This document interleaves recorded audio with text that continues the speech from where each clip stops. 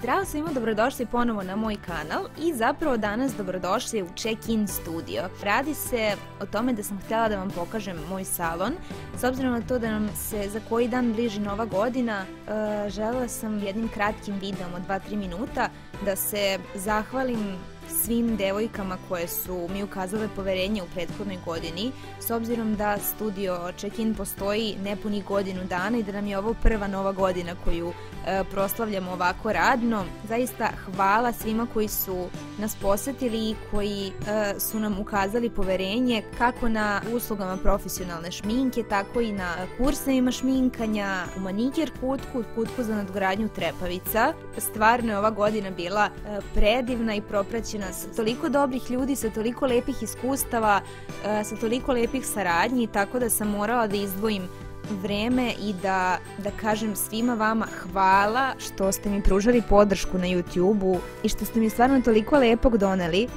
Jedna od mojih novogodišnjih odluka je da se više posvetim YouTube-u i da vam snimam više, tako da kao i uvek zamolit ću vas da mi ostavljate komentare ispod videa o onome šta bih voljeli da vam snimam, zato što sam čvrsto odlučila da se maksimalno potrudim da svake nedelje imate nešto novo, da pogledate i nešto novo, možda i da naučite od mene.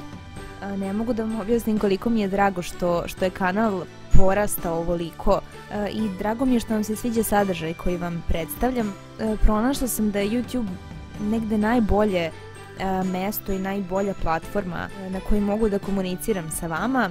Vam prenosim delić moje atmosfere dok se spremam ili dok spremam nekog drugog. Drago mi je što to lepo utiče na vas i što vidim da osjećate tu notu koju vam šaljem. Nadam se da će svima naredna 2017. godina biti još bolja.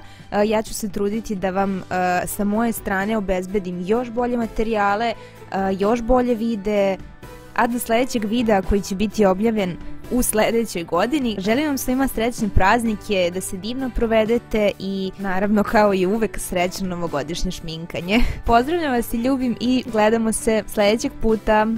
Ćao!